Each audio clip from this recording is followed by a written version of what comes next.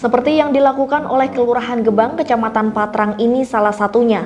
Sebagai bentuk apresiasi dan dukungan pemerintahan desa mengukuhkan dan melantik ratusan ketua RT dan RW yang berada di seluruh lingkungan Gebang. Acara ini dihadiri langsung oleh Bupati Jember, Pak Ida. Setidaknya terdapat 150 ketua RT dan RW di lingkungan Kelurahan Gebang datang ke kantor kelurahan untuk dikukuhkan, dan ada juga yang baru terpilih juga ikut bergabung untuk dilantik langsung oleh Bupati. Dengan apresiasi ini diharapkan peran RT dan RW di Jember bisa bersinergi dengan program pemerintahan dan tentunya bisa menjadi kepanjangan tangan pemerintah kabupaten kepada masyarakat sekitar. Dalam amanatnya, Bupati juga ingin dukungan dari RT RW untuk ikut serta mensukseskan program pemerintah kabupaten seperti pengentasan putus sekolah dengan beasiswa, rumah tak layak huni, serta layanan kesehatan bagi duafa. Karena memang saya menyadari RT RW itu garda terdepan dalam menyambung program-program dan komunikasi dengan masyarakat. Untuk itu apresiasi kepada ketua RT RW di seluruh Kelurahan Gebang, kurang lebih 150 orang yang mayoritas terpilih kembali dan ada juga yang dikukuhkan karena masih masa jabatannya berlangsung. Saya hadir sendiri di sini karena saya pun perlu bertemu dengan mereka untuk menitipkan beberapa program pemerintah dengan spirit. Melalui ketua RT RW kita akan tuntaskan seluruh rumah tidak layak huni di Kelurahan Gebang, menyelesaikan seluruh keperluan adminduk masyarakat Gebang. Dan apabila ada masalah-masalah dalam nama yang salah dan sebagainya sehingga memerlukan sidang pengadilan, kita sudah bekerja sama dengan PN Jember sehingga ini akan digratiskan dan dibiayai oleh APBD Kabupaten Jember. Acara pengukuhan ditutup dengan tumpengan bersama yang dinikmati oleh seluruh ketua RT dan RW di lingkungan Gebang. Dari Jember, Yudisa di Jember, 1 TV melaporkan.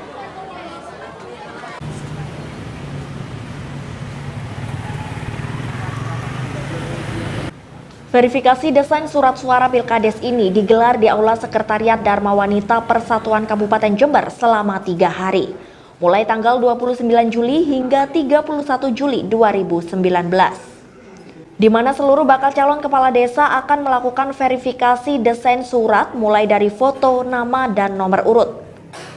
Imade Seputradana selaku PLT Kepala Bagian Umum Sekretariat Daerah Kabupaten Jember menyampaikan, tujuan dari verifikasi ini adalah meminimalisir kesalahan baik nama, nomor urut, dan foto bakal calon kepala desa. Tujuannya agar supaya tidak terjadi kesalahan baik data nama ataupun gambar dari paslon, foto yang dimaksud. Kita antisipasi itu karena akan sangat fatal sekali ketika pada saat hari H ternyata terjadi kesalahan cetak pada surat suara.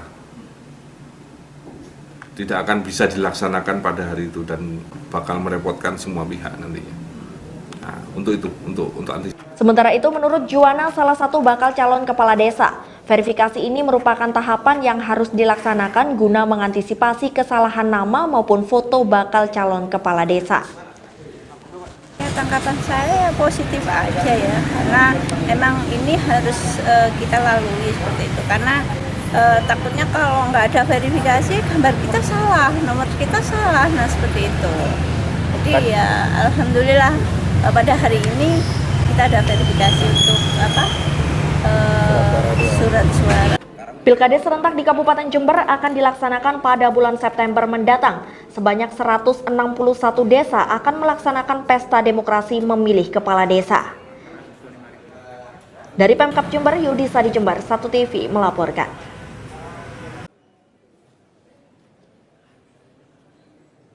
Tampak ratusan calon kades menggunakan seragam atasan putih dan bawahan hitam memenuhi Aula Pemkab Jember Selasa siang. Kedatangannya ratusan calon kades ini untuk mengikuti ujian tulis yang diselenggarakan oleh panitia kabupaten. Untuk metode ujian tulis ini, panitia dari Pemkab Jember yakni Dispemasdes memberlakukan seperti ujian masuk perguruan tinggi. Selain diisi langsung oleh peserta, hasil dari ujian tersebut nanti langsung masuk ke penilaian secara digital sehingga tak lama setelah ujian hasilnya bisa dilihat oleh peserta. Hasil tersebut nanti akan dipublish nilainya sesuai dengan ranking tertinggi dan terendahnya. Sementara untuk jumlah soal, terdapat 50 soal dengan waktu ujian selama 90 menit. Seluruh calon kades ini hadir dalam ujian tulis ini, namun ada salah satu calon kades atas nama Budi Haryono yang izin tidak bisa mengikuti ujian lantaran beribadah haji. Untuk permasalahan salah satu cakades yang tidak hadir, panitia kabupaten mendorong agar panitia desa melakukan musyawarah desa khusus untuk melahirkan solusi bersama. Ya sesuai yang dituangkan dalam Perbup ya, dalam Perbup 41. Ini kan jelas kisi-kisinya udah kita sampaikan. Wah, kisi-kisinya juga materi Pancasila, ya, Undang-Undang Dasar dan pengetahuan umum. Pengetahuan umum termasuk di dalamnya ada Undang-Undang Desa nomor 6 tahun 2014 itu juga menyinggung juga soal HAM, asasi manusia. Oke. Jadi nanti akan ketahuan jumlah yang lolos dan tidak, siapa yang lolos dan tidak akan langsung ketahuan. Oh, langsung ketemu, tapi tidak pakai standar ya. Artinya memang ini suka rankingan aja. Tidak ada aja di bawah 60 itu enggak lulus gitu, enggak. Berarti mana? yang diambil 1, jadi 5 sampai 5. 3, 4, 5. Kalau ya? pesertanya 7 berarti 2 yang gugur. Orang diambil, oke. Ya. Untuk yang haji, yang ini Gunung Malang kan haji, masih belum seperti apa nanti Ya udah. solusinya? Artinya peserta yang ada tes dulu. Ya nggak mungkin tes diwakilkan, nggak mungkin. Ya, dengan pakai teori yang manapun nggak ada yang tes diwakilkan. Ya kalau mungkin verifikasi berkas ya mungkin lah. Tapi kalau namanya tes harusnya bersangkutan. Nanti setelah ini lulus atau apa kita mungkin akan kembalikan kepada pihak panitia untuk dimusdeskan kembali kan. Walaupun mungkin nanti mepet Pak, karena kan dia ikut 5 September. Kan nanti pulang haji. Kita nggak bisa, ini sudah tahapan. Schedule-nya harus memang seperti, memang harus saatnya tes sekarang kan gitu. Kecuali kalau waktu yang kemarin pemberkasan, ya ini masih bisa diwakilkan, dikuasakan. Pemberkasan administrasi, karena ini memang kaitan dengan masalah tes, ya harus yang bersangkutan. Sementara itu di sisi lain pelaksanaan ujian tulis ini menuai kekecewaan dari salah satu calon kepala desa yang tidak bisa hadir dalam ujian tulis tersebut lantaran menunaikan ibadah haji. Namun tidak ada kejelasan baik dari panitia desa maupun panitia kabupaten mengenai bagaimana untuk kades yang izin tersebut. Apakah dicoret dari kepesertaan atau masih bisa melanjutkan tahapan setelah jadwal ujian tulis hari ini? Untuk itu, kini pihak kuasa Cakades Budi Haryono mendatangi panitia Pemkab untuk mendapatkan kejelasan terkait status Cakades tersebut. Namun hingga kini masih belum ada titik temu. Dengan yang sedang melaksanakan ibadah haji, itu tidak ada solusi dari pihak panitia desa. Ketika kita konfirmasi kepada pihak kabupaten, itu harus diadakan musdes terlebih dahulu. Ketika kita konfirmasi kepada panitia kabupaten, itu masih akan mengkonfirmasi kepada pihak kabupaten. Dan musdes diadakan tadi malam dan tidak menemukan kesimpulan. Sedangkan dari pihak kami tidak menemukan jawaban yang pasti dari pihak panitia kabupaten. Dan Pak musdes tadi malam itu dikuasai penuh forum itu oleh BPD di Desa Gunung Malang. Dan panitia, tidak ada satupun panitia di situ yang mencoba andil untuk memberikan statement atau solusi-solusi ketika ada salah satu calon yang tidak bisa mengikuti ujian tes dikarenakan melaksanakan ibadah haji. Dari Aula Pemkab Jember, Yudis Adi, Jember 1 TV melaporkan. Berikut merupakan salah satu pedagang sapi kurban di kawasan Kecamatan Pakusari. Mereka menjajakan sapi dengan harga variatif dari belasan juta rupiah hingga puluhan juta rupiah. Jelang Idul Adha yang tinggal beberapa hari, permintaan sapi meningkat saat buka pertama. Pedagang mengaku telah laku 4 ekor sapi dan dimungkinkan saat mendekati Idul Adha bisa mencapai 80 ekor sapi yang bakal terjual menyusul Idul Adha bertepatan dengan tanggal muda. Selain menjual jenis limosin, para pedagang juga menjual sapi jenis lokal. Selain dari sapi lokal Jember, pedagang juga mendatangkan dari kota Banyuwangi. Sapi yang dijual memiliki bobot bervariasi, namun seluruh sapi terlihat gemuk dan sehat. Asupan makanan yang cukup seperti daun jagung, pedagang juga menambah asupan makanan dengan bekatul. Menurut Darno, pedagang sapi, untuk tahun ini mengalami peningkatan penjualan sapinya. Jika tahun lalu saat membuka pertama hingga sepekan belum juga ada yang membeli, namun tahun ini jumlah pembeli mulai meningkat. Selain pembeli pribadi, Darno mengaku pembeli dari yayasan dan perkantoran juga memesan sapi-sapinya. Satu hari sekarang ini saya laku 2. Kemarin laku 4 itu. Laku 4 ya. Kebanyakan pembelinya apa Pak? Yayasan atau pribadi atau apa? Yayasan ada, yang pribadi ada. Nanti ditarget sampai berapa kira-kira Pak jumlah yang bakal terjual nanti pada momentum Idul Adha ini Pak? Insya Allah 80-an itu. 80-an. Dari Pakusari, Yudis Adi, Jember 1 TV melaporkan.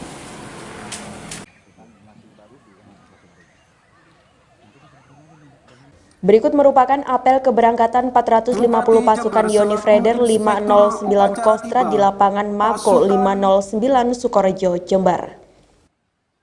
Dipimpin langsung oleh Bupati Jember, para pasukan ini akan melaksanakan tugas di perbatasan antara Papua dan Papua Nugini selama 9 bulan ke depan. Usai melaksanakan apel keberangkatan, Pemkab Jember juga menyerahkan bantuan berupa bibit tanaman dan buku untuk masyarakat di sana. Dengan penuh semangat, para pejuang bangsa ini nantinya akan membawa misi perdamaian dan tentunya keamanan di daerah penugasan di Papua, serta menjalin komunikasi yang baik dengan masyarakat sekitar. Kita upacara pemberangkatan 450 orang pasukan 509 Rider Kostrad ke mengamankan wilayah perbatasan Indonesia dengan Papua New Guinea.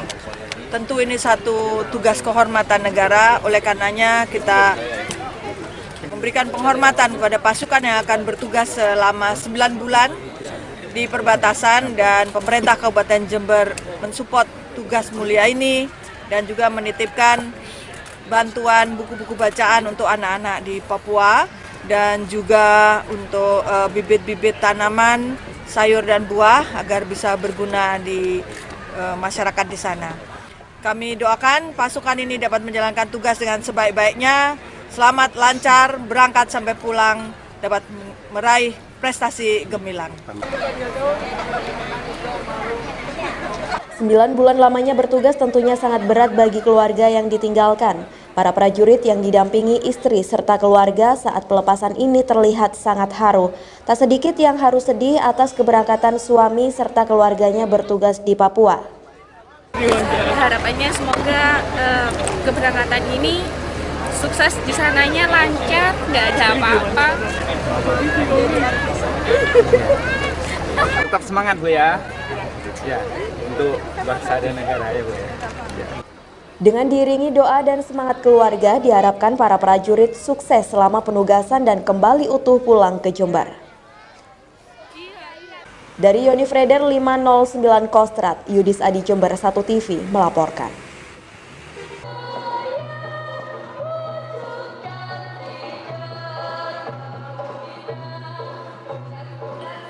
Hal ini disampaikan oleh Subandi, Deputi Menteri Perencanaan Pembangunan Nasional atau PPN, Kepala Bappenas Bidang Pembangunan Manusia, Masyarakat dan Kebudayaan dalam kegiatan The International Conference on Agriculture and Life Science 2019 yang digelar oleh Fakultas Pertanian Universitas Jember bekerjasama dengan Islamic Development Bank, Pusat Unggulan Tanaman Industri atau Pubiotin Universitas Jember.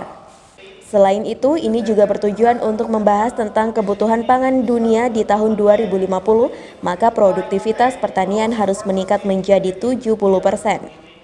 Sementara lahan pertanian makin menyusut. Sementara itu diperkirakan 49% pekerjaan manual di bidang pertanian bakal hilang digantikan mesin. Problema seperti ini juga mulai dirasakan. Oleh karena itu, Kementerian PPN atau Bappenas menyiapkan strategi pembangunan pertanian Indonesia guna mencapai visi Indonesia 2045. Di antaranya dengan membangun pertanian modern, mendidik SDM pertanian yang mumpuni, serta pengembangan industri pengolahan makanan agar mendapatkan nilai tambah. Kementerian PPN, Bappenas juga terus menyokong pembangunan ekosistem riset nasional dengan mendukung pembangunan Sains Teknopark yang menjadi inkubator pengembangan riset, menumbuhkan jiwa wirausaha dan mempertemukan investor dengan dunia bisnis. Jadi kalau tadi disampaikan di visi 2045 Indonesia menjadi negara dengan penghasilan tinggi, ini pertanian merupakan salah satu yang harus dibangun. Jadi untuk berkontribusi terhadap pembangunan, berkontribusi terhadap pertumbuhan, dan juga tadi disampaikan menurut FAO ini kan kebutuhan pangan kita di beberapa tahun mendatang ini akan sangat besar dan Indonesia punya potensi yang besar di sini. Itu yang menjadi salah satu prioritas yang akan dikembangkan. Jadi walaupun industri maju, teknologi maju kan kebutuhan makan itu harus ya. Nah sekarang bagaimana itu diproses dengan teknologi yang lebih tinggi, gitu. Sehingga ini percepatan untuk produksi ini nanti akan termasuk nanti pemasarannya sampai ke konsumennya ini tentunya kita sudah berjalan. Dari Jember, DKI Jember 1 TV melaporkan.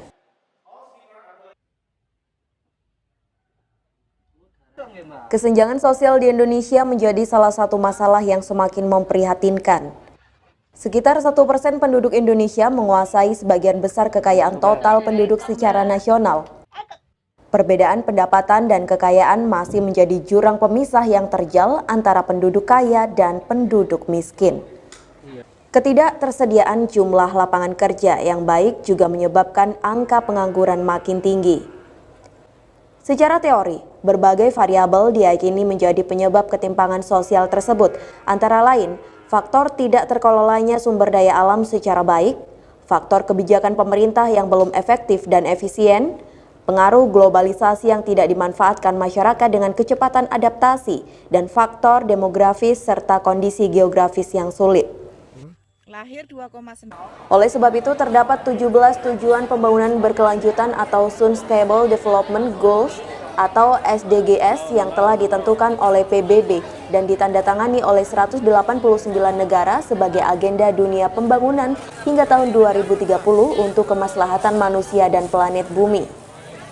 Menurut Menteri Perencanaan Pembangunan Nasional Bambang Brojonegoro, poin ke-10 yaitu mengurangi kesenjangan dengan melakukan pemerataan adalah tujuan yang menjadi fokus realisasi pembangunan di Indonesia. Karena permasalahan di setiap negara tidaklah sama, sehingga harus memprioritaskan sebagian daftar tujuan yang sebenarnya berkesinambungan tersebut. Oleh sebab itu, seluruh pihak termasuk akademisi diharapkan membantu pemerintah untuk melakukan percepatan pembangunan yang dicanangkan dalam SDGs tersebut. Pada kondisi negara yang masing-masing, ya, ada negara yang mungkin nggak ada isu kemiskinan, gitu ya. Kalau untuk Indonesia, saya lihat masing-masing goal itu masih bervariasi, ya. Ada yang sudah cukup dekat, bukan cukup dekat lah, artinya tidak terlalu jauh dari tujuan, tapi masih lebih banyak yang masih butuh kerja keras, paling tidak sampai 2030, karena ini kan deadline-nya tahun 2030.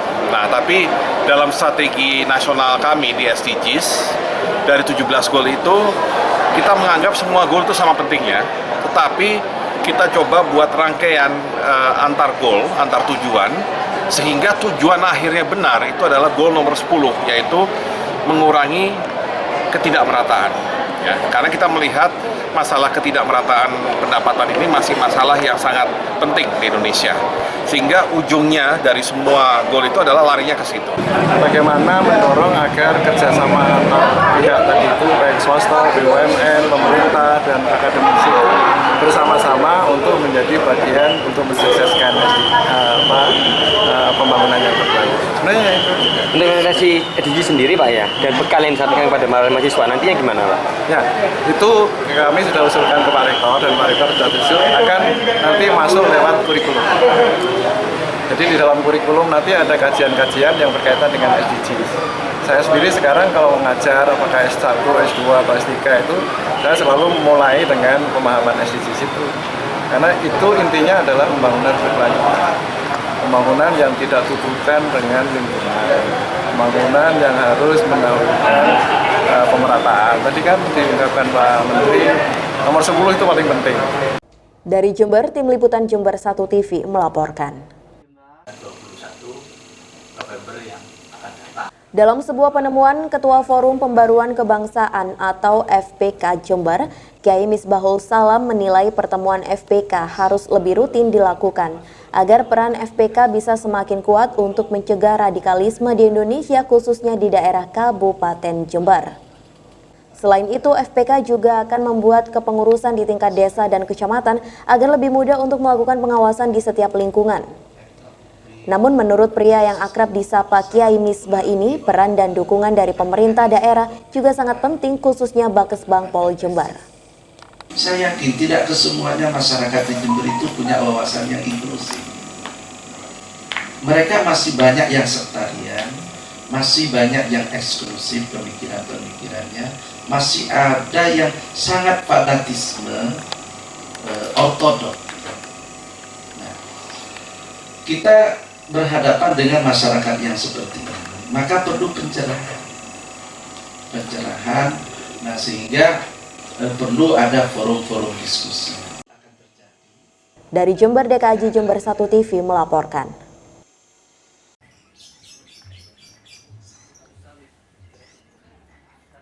Di rumah inilah Ayu kecil dibesarkan hingga lulus SMA. Sejak kecil, Ayu tinggal bersama kakek dan neneknya di rumah sederhana yang keseharian sebagai buruh pabrik gula Panji, Situbondo. Untuk mencukupi kebutuhan sehari-hari keluarga, Ayu hanya mengandalkan hasil dari buruh pabrik, itu pun bersifat musiman. Sempat tak ingin melanjutkan kuliah karena masalah biaya. Usai lulus SMA, Ayu akhirnya memilih bekerja. Namun hanya 10 hari dikarenakan Ayu jatuh sakit. Nasib baik nampaknya berpihak pada Ayu kala dirinya diterima menjadi mahasiswi Politeknik Negeri Jember jurusan Produksi Pertanian melalui jalur bidik misi. Keyakinan dan perjuangan Ayu akhirnya membuahkan hasil. Pada hari Sabtu lalu, Ayu resmi mendapatkan gelar ahli madya dalam rapat terbuka Senat Politeknik Negeri Jember ke-35. Ahli madya, sarjana terapan, dan magister. Bahkan wanita kelahiran 19 Januari 1997 ini berhasil meraih indeks prestasi kumulatif atau kumlot yakni 3,94. Biaya kuliah awal-awalnya saya mengandalkan dari uang bidik misi. Sempat tidak bayar kos 4 bulan karena uang bidik misi belum cair. Dan sempat tidak mau ngambil lanjut kuliah karena waktu awal masuk itu nggak ada biaya. Tapi alhamdulillah, bagaimana caranya uang bidik misi 650 itu bisa jadi 1 bulan. Cukup tidak cukup harus cukup.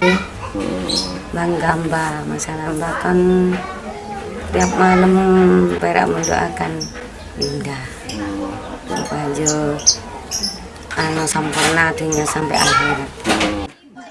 Dari Jember, Yudis Adi Jember 1 TV melaporkan.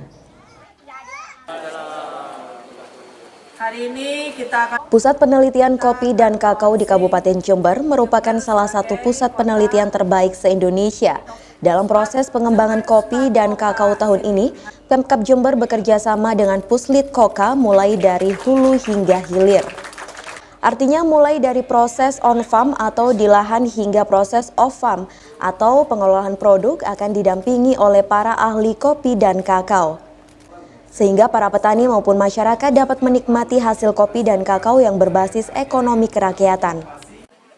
Apalagi di era yang serba digital, nantinya penjualan produk dan pemasaran sudah harus bisa mencakup dunia luar. Potensi kopi dan kakao Jember sangat dikenal di negara lain seperti Tiongkok, Belgia, dan beberapa negara Eropa. Namun petani belum bisa menikmati hasilnya karena petani tidak bisa mengekspor sendiri kopi dan kakao mereka. Bisa berkembang kalau basisnya tetap pertanian. Sehingga kita sedang mengembangkan bersama Puslit Kopi dan Kakao, karena ini Puslit dan Kopi dan Kakao yang di Jember ini terbesar di Indonesia, sudah ada di Jember. Maka kita ajak Puslit ini untuk membangun IKM-IKM di Jember yang berbasis pertanian, berbasis kopi dan kakao, dan hari ini kita melonsing semangat tersebut dalam tajuk Jember Smart Koka City. Dan hari ini ada beberapa pameran yang produk-produk IKM kita yang sudah dibina oleh Puslit Kopi dan Kakao. Sementara itu, menurut Agung Wahyu, Kepala Puslit Kopi dan Kakao Kabupaten Jember menyatakan bahwa Puslit yakin dengan teknologi yang dimiliki sekarang dapat membantu masyarakat yang ingin membuka bisnis kopi dan kakao yang berbasis ekonomi kerakyatan. Tantangan 1000 warung berjaringan akan sepenuhnya dilakukan dalam waktu dekat ini sehingga Jember Smart Coca City dapat terwujud. Swasta di berbagai daerah sehingga ada beberapa UKM berbasis coklat, contohnya misalnya di Mojokerto, kemudian di Blitar yang sudah sangat terkenal, di Banyuwangi ada Dusun Kakao, itu teknologinya dari Puslit Coca. Nah di Jember sendiri melalui Coffee and Coco Scientific Park seperti yang kita saksikan hari ini, beberapa varian produk itu hasilnya dari pendampingan dari Puslit Coca. Nah ke depan itulah yang harus kita kembangkan untuk pemberdayaan masyarakat berbasis ekonomi kerakyatan. Saya kira sangat mungkin karena nanti kita dilatih ya. Pertama SDM pelaksana itu bisa dilatih untuk dia bagaimana menyeduh kopi atau coklat secara baik. Kemudian nanti difasilitasi oleh pemerintah dan juga mungkin melibatkan mitra lain, industri ataupun perbankan untuk memberikan kredit permodal untuk rombongnya misalnya. Dan juga kami bisa memberikan quality control dari Puslit. Jadi rombong yang nanti hasilnya kurang baik bisa kita jadikan atau yang baik kita bisa scale up supaya menjadi benchmark bahwa standarnya harus seperti ini. Dari Jember, DKJ Jember 1 TV melaporkan.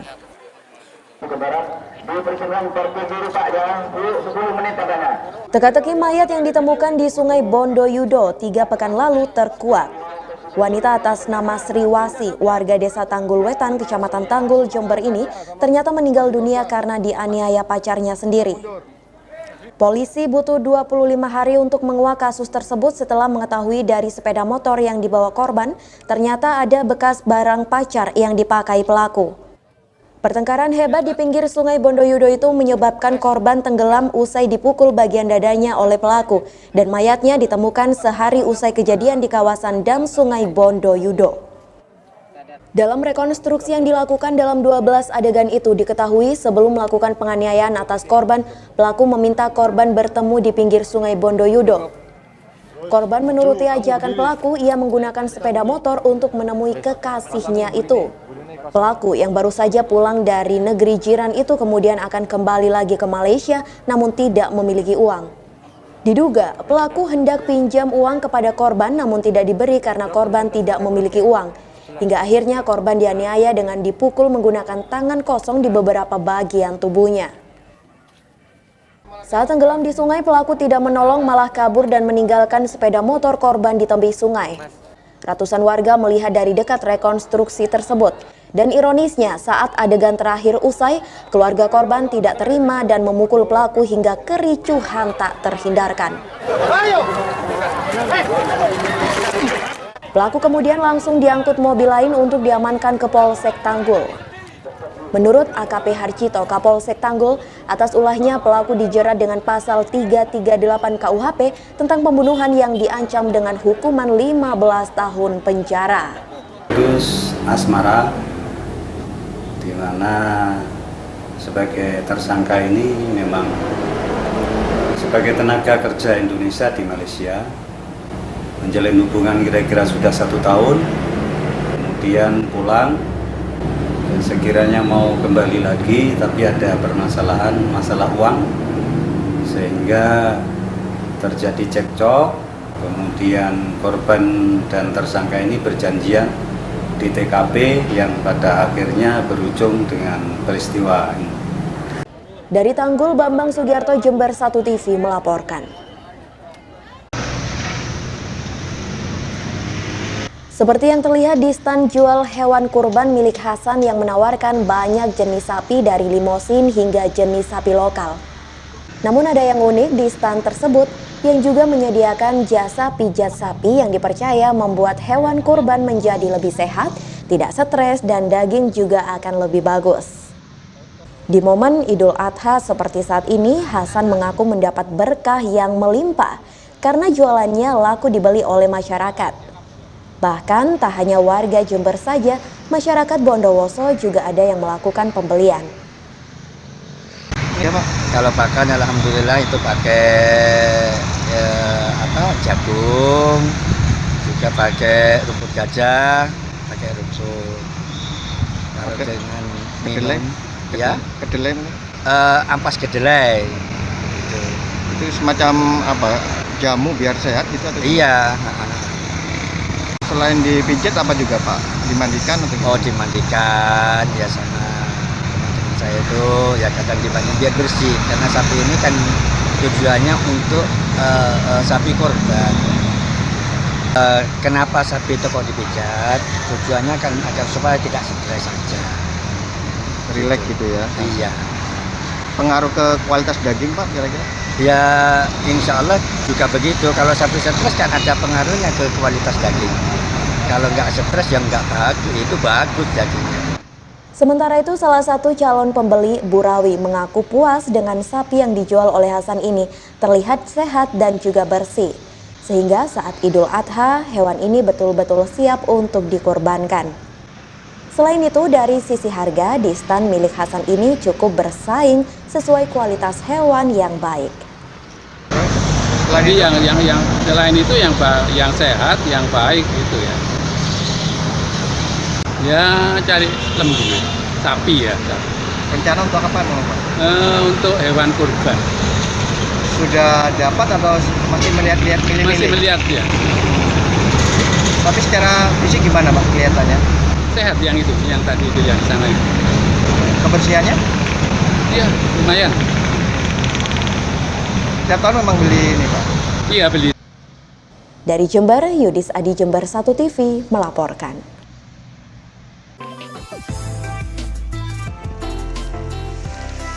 Musim kemarau selalu menjadi kendala bagi para petani saat bercocok tanam.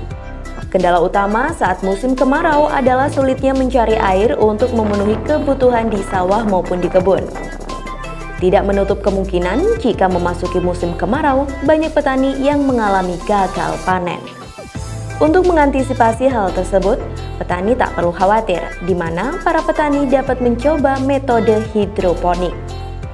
Penanaman metode hidroponik adalah budidaya menanam dengan memanfaatkan air tanpa menggunakan tanah dengan menekankan pada pemenuhan kebutuhan nutrisi bagi tanaman. Kebutuhan air pada hidroponik lebih sedikit daripada kebutuhan air pada budidaya dengan tanah. Selain penggunaan air bisa lebih efektif sehingga bisa lebih ekonomis dan tidak membutuhkan air yang terlalu banyak, metode ini juga dapat menggunakan bahan-bahan bekas seperti pipa paralon dan gelas plastik air mineral. Cara bercocok tanam dengan metode hidroponik ini dinilai sangat menguntungkan, dikarenakan di zaman yang semakin modern ini lahan pertanian pun semakin menipis ataupun di saat musim kemarau. Dengan memanfaatkan lahan kosong di sekitar rumah, kita sudah bisa bercocok tanam dan memanen sendiri. Untuk hasil sayuran yang ditanam dengan hidroponik dinilai lebih menyehatkan dan mempunyai rasa yang lebih enak dan tekstur yang lunak, sehingga sangat memudahkan dalam pengolahannya, karena tidak ada penyiraman pestisida dalam perawatannya. Pemirsa, peralatan yang digunakan untuk bercocok tanam atau berkebun menggunakan sistem hidroponik sangat mudah sekali. Bisa menggunakan pipa paralon atau gelas bekas air mineral. Halo Bapak, Lu lagi sibuk ya? Iya, lagi nata-nata. Wah, ini lagi apa nih Pak? Ini lagi nata-nata tanaman, contoh barangkali ada hamanya, apa, kan ada layu. Keunggulan atau kelebihan menggunakan metode hidroponik sendiri? Keunggulannya hidroponik itu satu, kita kan organik semua, tanpa lebih semua.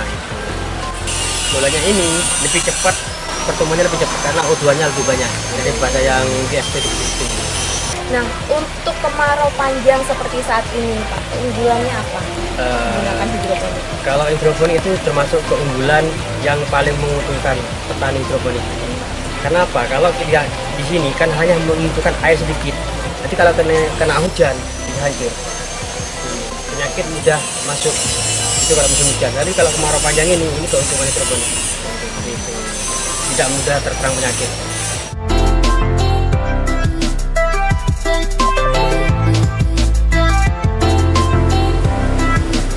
Pemirsa, selain mudah, bercocok tanam atau berkebun menggunakan sistem hidroponik sangat aman karena bebas dari bahan kimia, terutama pestisida. Dan bagi Anda yang ingin belajar mengenai bercocok tanam atau berkebun menggunakan metode hidroponik, silakan datang langsung di Taman Botani Sukorambi Jember. Prima Ervantari, Yudis Adi melaporkan.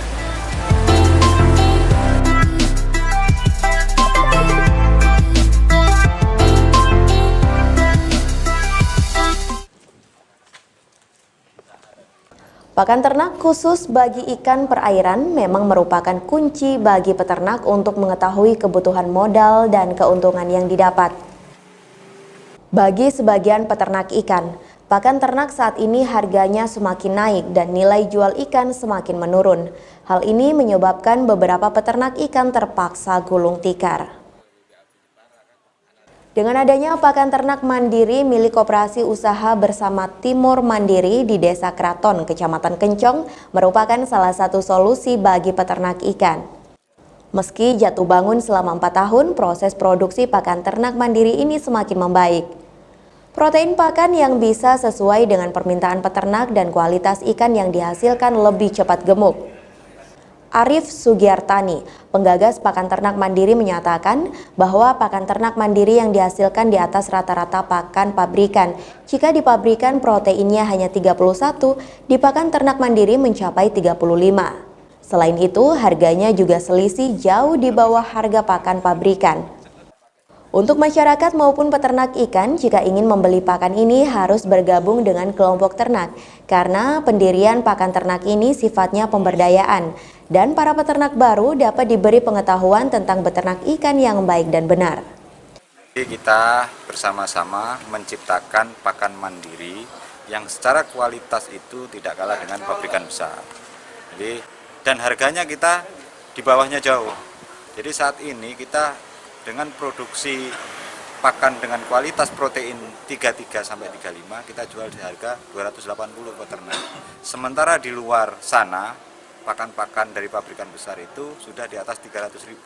Sehingga peternak ikan belum panen saja sudah untung. Jadi kemandirian ini yang kita buat hari ini.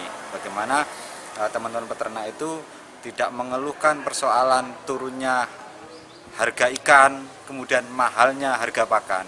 Teman-teman peternak yang mau merasakan nikmatnya pakan mandiri harus bergabung dengan kelompok. Jadi kalau awal memang kita siapkan bagaimana teman-teman itu untuk sama-sama tahu, baru kemudian kita ajak untuk bergabung. Kalau mereka nanti tidak mau bergabung, maka tidak bisa untuk membeli pakan ternak ini. Kenapa harus bergabung dengan kelompok? Kita konsepnya pemberdayaan. Kalau ini bukan murni bisnis, tapi bagaimana pemberdayaan masyarakat, bagaimana peternak itu unggul dalam sisi pakan dan kualitas. Jadi memang harus bergabung di kelompok. Sementara itu, menurut Direktur Pakan dan Obat Ikan KKP, Mimin A. Hamid, adanya produksi pakan ternak mandiri ini salah satu solusi di tengah mahalnya pakan ikan, dan Kementerian Kelautan dan Perikanan mengapresiasi Koperasi Usaha Bersama Timur Mandiri, dan program ini merupakan prioritas KKP Republik Indonesia untuk merangsang kelompok-kelompok ternak lainnya untuk memproduksi pakan ternak sendiri. Koperasi Usaha Bersama ya Timur Mandiri yang memproduksi pakan sendiri itu adalah merupakan salah satu solusi dari mahalnya pakan ikan, pakan ternak ikan.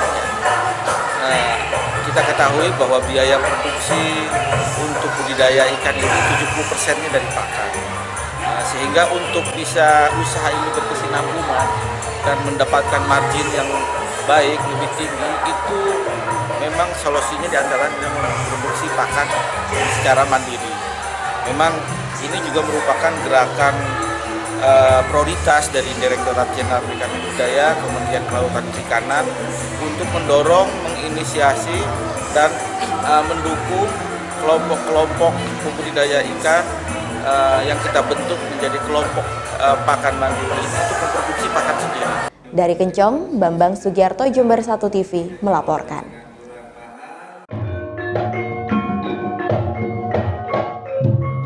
Mocopat adalah tembang atau puisi tradisional Jawa yang diperkirakan muncul pada akhir masa Kerajaan Majapahit dan dimulainya pengaruh Wali Songo. Namun di daerah Jawa Timur dan Bali, mocopat telah dikenal sebelum datangnya Islam.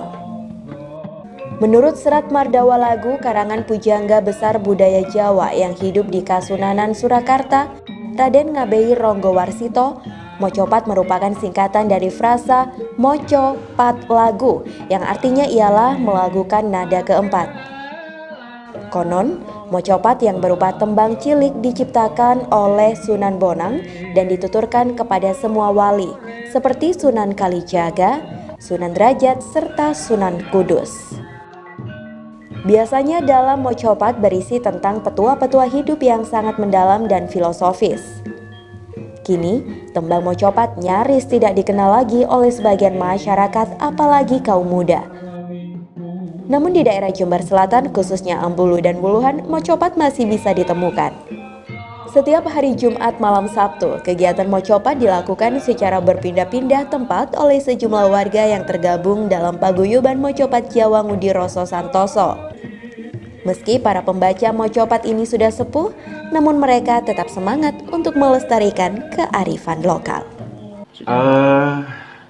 Seiring dengan masuknya Islam ke Jawa, di mana di situ ini sebagai suatu politik ya untuk mengislamkan masyarakat Jawa yang mayoritas agama Hindu dan Buddha, yaitu dengan sedikit-sedikit memasukkan bagaimana teknis agar Islam diterima, sehingga salah satu syairnya di dalam bahasa Jawa itu yang dilengkapi dengan notasi, yang dilengkapi dengan suatu irama yang indah, dengan harapan banyak masyarakat yang bisa menerima, yang nanti finalnya adalah untuk bisa masuk dalam agama Islam. Ini sebenarnya misi dari para wali, proses merubah baik dari gaya hidup maupun dari adat istiadat yang dulu untuk mengarah kepada istiadat sesuai dengan ajaran agama. Dari Ambulu, Bambang Sugiarto, Jember 1 TV melaporkan.